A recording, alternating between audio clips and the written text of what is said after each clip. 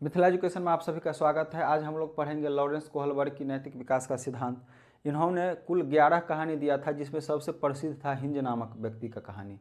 Hinge एक यूरोपीय व्यक्ति था जिसकी पत्नी को कैंसर था और वह अंतिम अवस्था में थी, मौत के कगार पर थी। डॉक्टरों ने बोला कि एक दवाई है जिससे इसका जान बचाया जा सकता है। उसी शहर के एक फार्मासिस्ट ने एक दवाई रिसर्च के बाद एक दवाई का खोज किया था, रेडियम नाम का दवाई था, जिससे उसकी जान बचाई जा सकती थी।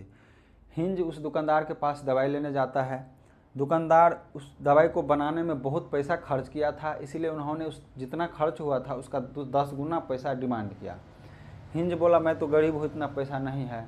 फिर भी हिंज कोशिश किया, अपने रिश्तेदारों के पास गया, लोगों के पास गया और पैसा जमा करना शुरू किया।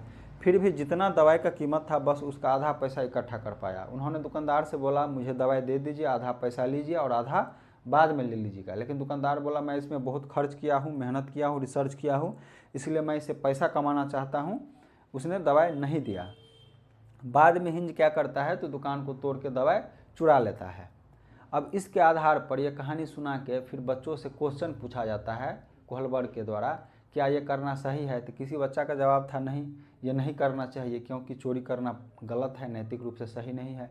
किसी बच्चा का जवाब होता नहीं, ऐसा करना चाहिए, यदि ऐसा नहीं करता तो उसकी पत्नी मर जाती। इसी के आधार पर इन्होंने नैतिक विकास का सिद्धांत दिया था। लॉरेंस कोहलबर्ग जर्मन मूल के अमेरिकन मनोवैज्ञानिक थे। उन्होंने एक नैतिक विकास का सिद्धांत दिया। कोहलबर्ग के प्रसिद्ध पुस्तक का नाम the psychology of moral development है। इसी पुस्तक में इस सिद्धांत का चर्चा है। कोहलबर्ग का अध्ययन मूलतः हिंज नामक एक व्यक्ति पर आधारित था जिसकी पत्नी को एक प्रकार का कैंसर था। कोहलबर्ग के प्रयोग में 10 से 16 वर्ष के केवल बालक सम्मिलित थे, केवल बालक। कोहलबर्ग के अनुसार नैतिक विकास सीधी रेखा में न होकर नैतिक द्विविधा का परिणाम होता है। कोहलबर्ग के सिद्धांत में 3 शब्द अत्यंत महत्वपूर्ण हैं। पहला है नैतिक तर्कना, मोरल रीजनिंग। विरोधाभासी विकल्पों में फंसे होने पर किसी एक विकल्प के चयन के लिए होने वाली चिंतन प्रक्रिया। 2 विकल्प में फंसा हुआ है, जैसे हिंज फंसा हुआ था, क्या दवाई चुराना चाहिए या नहीं। तो दोनों में से किसी एक विकल्प पर पहुंचने के लिए, हाँ मुझे चुराना चाहिए, तो क्यों चुराना चाहिए, उसके बारे में जो चिंतन किया, उसी चिंतन प्रक्रिया को नैतिक तर्कना कहते हैं। 2 विकल्प में फंसे होने पर किसी एक विकल्प के चयन के लिए होने वाली चिंतन की प्रक्रिया, चिंतन की जो प्रक्रिया है उसी को कहते हैं नैतिक तर्कना। नैतिक दुविधा, मोरल डायलेमा, विरोधाभासी विकल्प में फंसे होना। पहले 2 विकल्प था, चोरी करना चाहिए या नहीं करना चाहिए, तो उसमें फंसा हुआ था, दोनों में क्या करे क्या नहीं करे, सीधे फंसा हुआ है तो उसे बोलेंगे नैतिक दुविधा।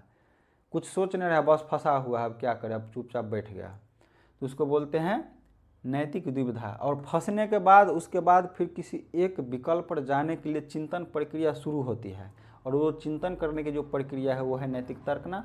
सीधे फंसा हुआ है, पहले तो दुविधा में आएगा, उसके बाद नैतिक तर्कना करेगा। फर्स्ट नंबर पे ये आएगा, फिर ये आएगा।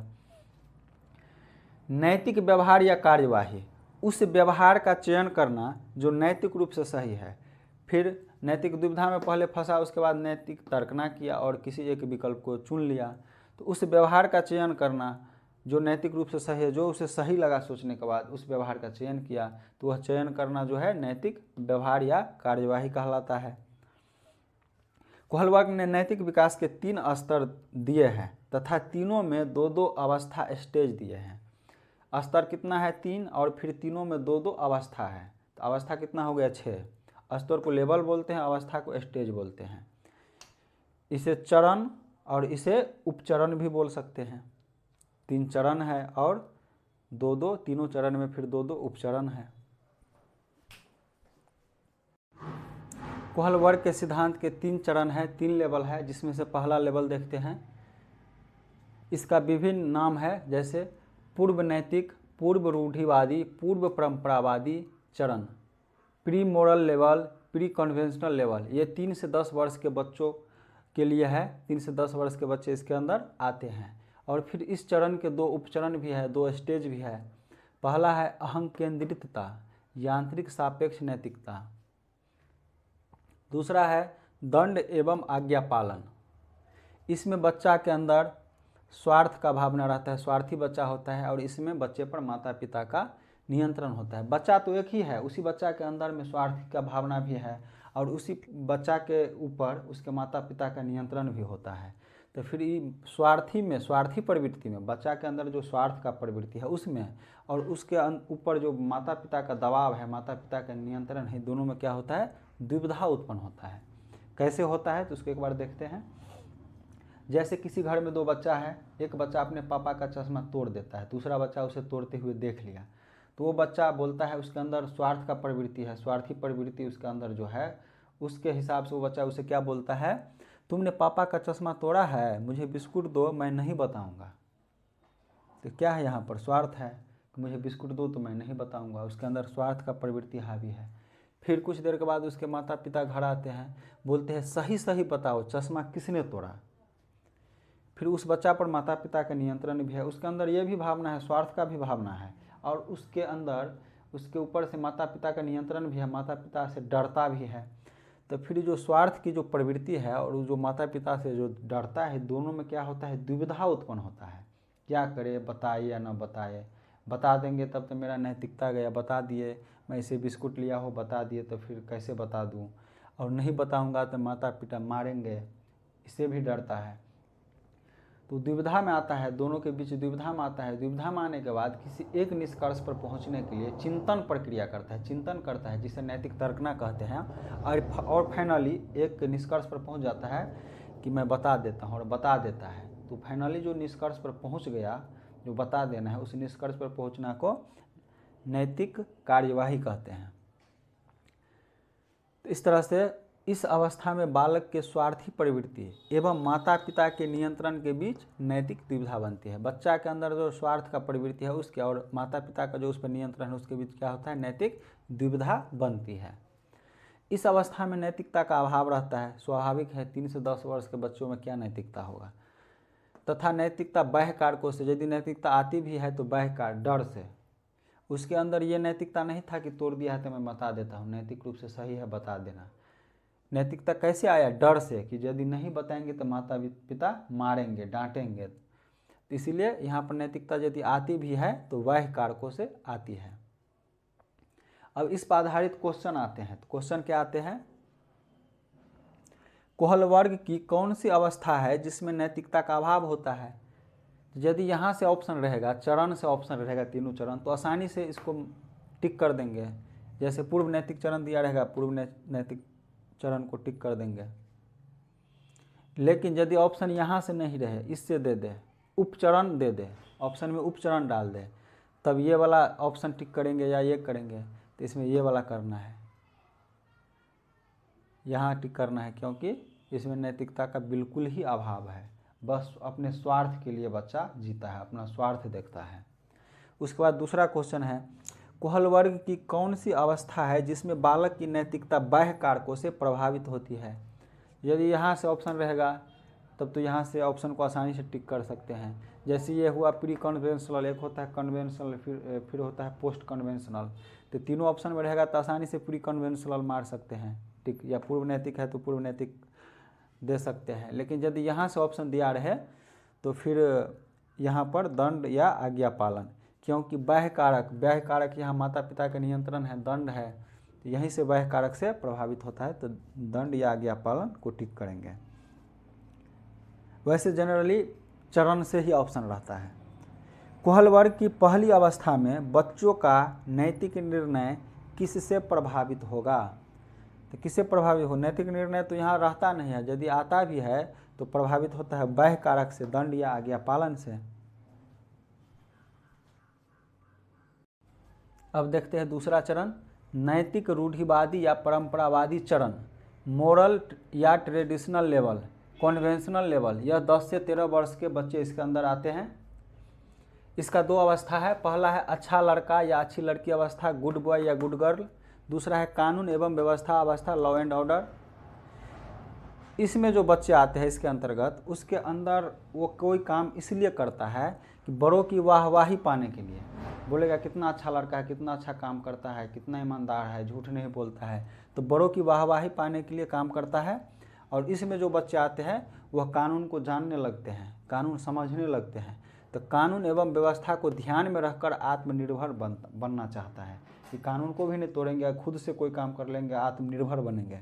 जैसे कोई बोलता है शर्मा जी के बेटे जैसा बनो, मतलब शर्मा जी का बेटा कितना आज्ञाकारी है, कितना अच्छा है, उसके जैसा बनो ताकि तुम्हें भी शाबाशी मिले, वाहवाही मिले।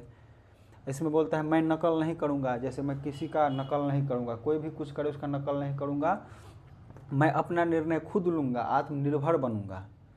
तो यही है, इसमें प्रशंसा पाने के लिए कार्य करता है और इसमें लॉ एंड ऑर्डर को मेंटेन रखकर आत्मनिर्भर बनना चाहता है। तो इस पर आधारित 2 क्वेश्चन देखते हैं। पहला है ईमानदार बनो, इससे तुम्हारे माता पिता खुश होंगे। कोई बच्चा किसी से बोलता है ईमानदार बनो, इससे तुम्हारे माता पिता खुश होंगे, तो वो बच्चा किस चरण में आएंगे? तो यदि यहाँ से चरण दिया रहेगा ऑप्शन में तो नैतिक रूढ़िवादी या जो भी लिखा रहेगा नैतिक रूढ़िवादी। यहाँ से ऑप्शन रहेगा तो अच्छा लड़का अच्छी लड़की, गुड बॉय गुड गर्ल, क्योंकि किसी का प्रशंसा पाने के लिए ईमानदार बनना चाहता है। दूसरा है सभी असाइनमेंट इस तरह बनाए गए हैं कि कोई भी बच्चा बिना किसी दूसरे बच्चों के मदद लिए किसी कार्य को खुद से कर सके। खुद से करना है, आत्मनिर्भर बनना है, किसी से मदद नहीं लेना है, नियम और कानून को ध्यान में रख के कार्य करना है। तो यहाँ से ऑप्शन रहता तो ये होता, यदि यहाँ से ऑप्शन है तो कानून एवं व्यवस्था की अवस्था हो जाएगा। तीसरा है उत्तर नैतिक, उत्तर परंपरावादी, उत्तर रूढ़िवादी चरण, पोस्ट कन्वेंशनल लेवल। इसमें 13 से 16 वर्ष के बालक आते हैं। इसका भी 2 अवस्था है, सामाजिक अनुबंध अवस्था यानी सामाजिक समझौता का अवस्था, सोशल कॉन्ट्रैक्ट। दूसरा है सार्वभौमिक नैतिकता, यूनिवर्सल मोरालिटी।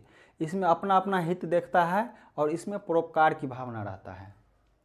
जैसे एक बच्चा है, मैंने कल तुम्हें अपना टिफ़िन दिया था, आज तुम अपना टिफ़िन मुझे दो, कल मैं तुम्हें दिया था तो तुम भी आज मुझे दो, तुम्हारा मैं कल हित किया था तुम भी मेरा आज हित करो। मतलब अपना अपना हित देखता है। यहाँ पर परोपकार की भावना है, जैसे ठीक है मैं भूखा रह लूँगा तुम मेरा टिफ़िन खा लो, इस तरह का भावना है। इसका मतलब परोपकार की भावना है। और एक था फर्स्ट में जो था स्वास्थ्य पूर्ति, तुमने चश्मा तोड़ दिया मैं नहीं बताऊंगा बिस्किट दो, तो वहाँ पर केवल अपना स्वार्थ देख रहा था, उसका कोई उपकार नहीं किया था या उसका कोई हित नहीं किया था, जो आज वो अपना हित खोज रहा है कि मुझे बिस्कुट दो, बस अपना हित देख रहा था। यहाँ पर उसका भी हित कल किया था टिफ़िन दे करके, तब आज वो अपना हित खोज रहा है। तो इसलिए दोनों में अंतर है। मैंने कल तुम्हें अपना टिफ़िन दिया था, आज तुम अपना दो, तो अपना अपना हित देख रहा है। वहाँ पर केवल अपना हित देख रहा था, यहाँ पर दोनों का है तुमको हम कल दिए थे तो बदला में मांग रहा है।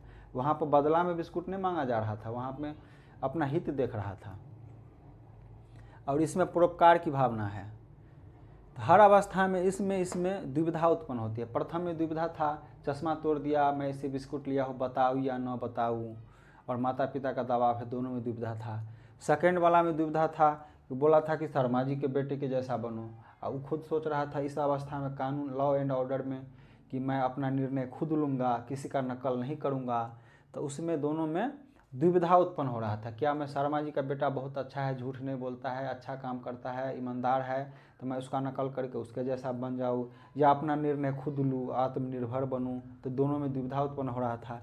उसी तरह यहाँ भी दुविधा उत्पन्न हो रहा है, क्या कल मुझे वो दिया था, मेरा हित किया था, तो मैं अपना टिफ़िन आज उसे दे दूँ या नहीं दूँ, अपना हित देखूँ।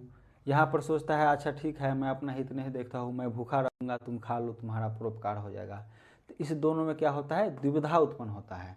दुविधा उत्पन्न होता है तो एक निर्णय तक पहुँचने के लिए नैतिक तर्कना करता है, फिर किसी एक निर्णय पर पहुँचकर नैतिक कार्यवाही करता है।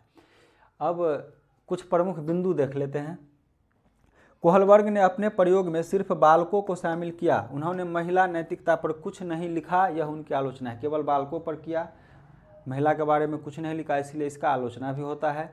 कोहलबर्ग ने अपने चरणों को सार्वभौमिक बताया है, अर्थात उनके चरण सभी संस्कृतियों पर एक समान लागू होते हैं, जो कि संभव नहीं है, यह भी उनकी एक आलोचना है।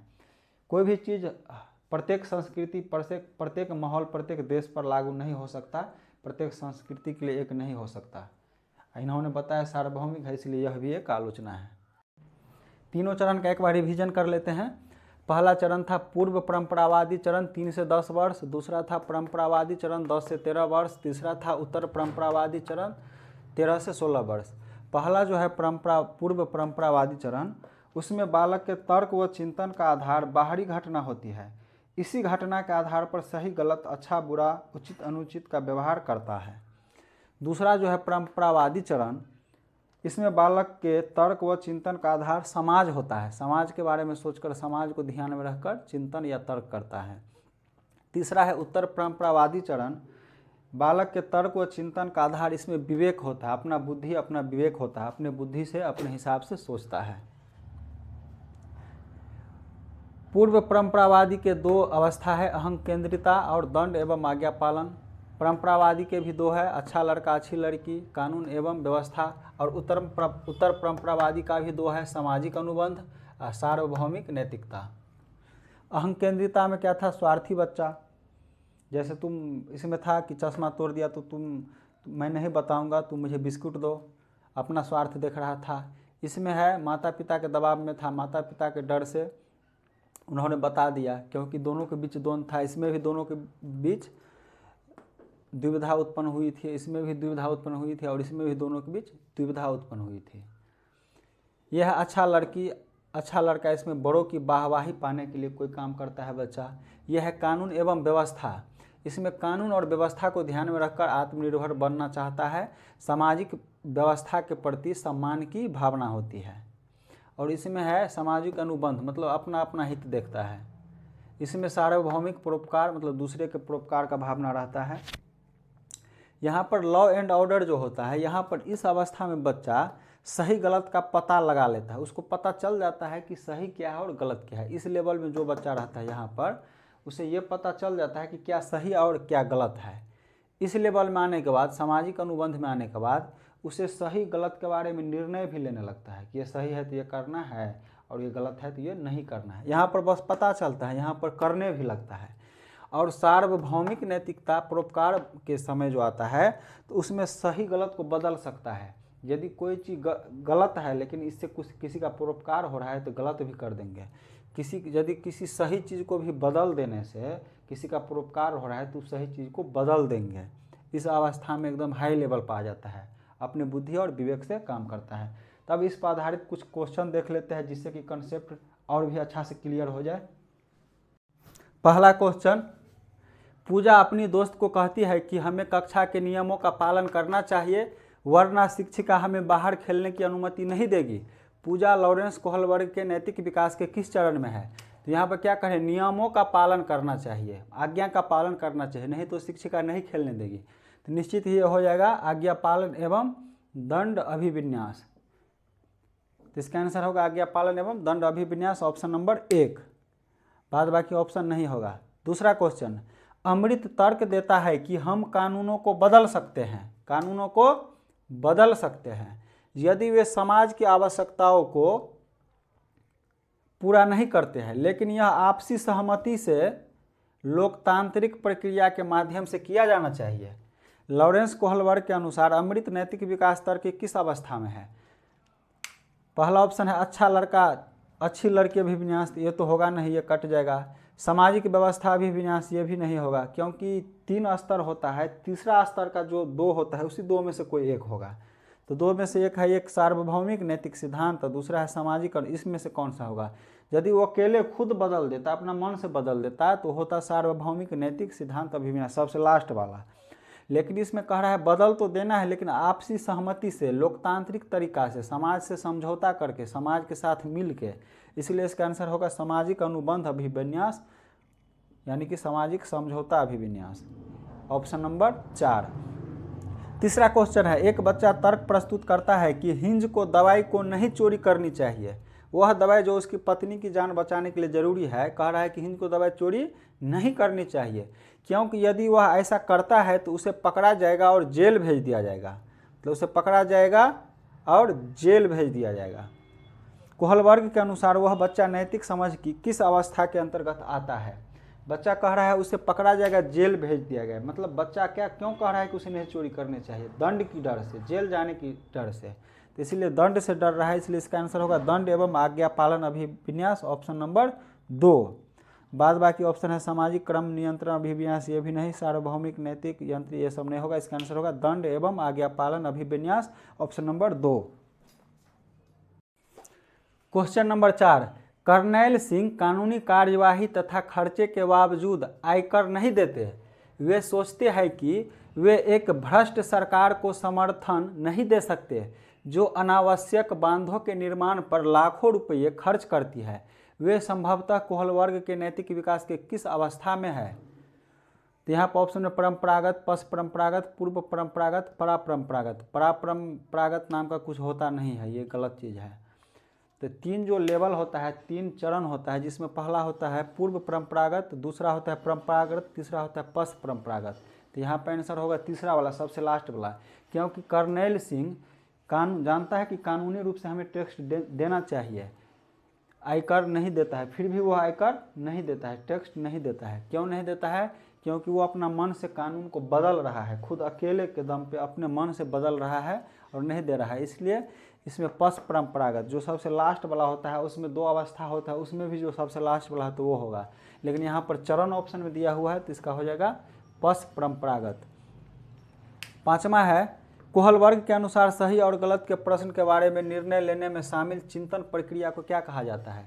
तो सही और गलत के बारे में जो दुविधा होता है, उसमें जो चिंतन प्रक्रिया होता है उसको क्या कहते हैं?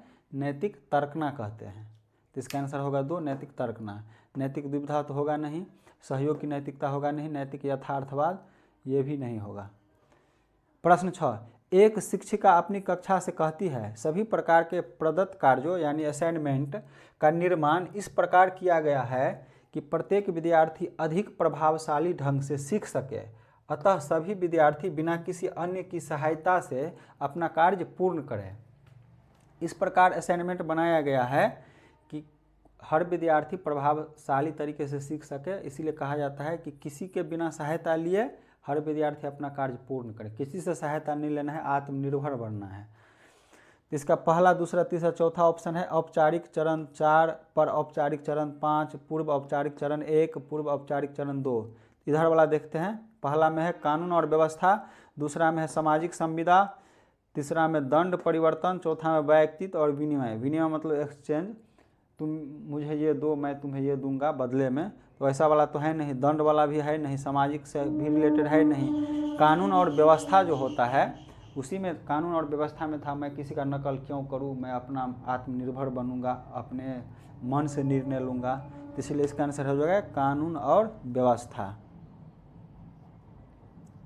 3 चरण जो था, 3 चरण में जो दूसरा वाला चरण था और दूसरा वाला चरण का दूसरा अवस्था, 2 अवस्था में दूसरा अवस्था था, वही था कानून और व्यवस्था।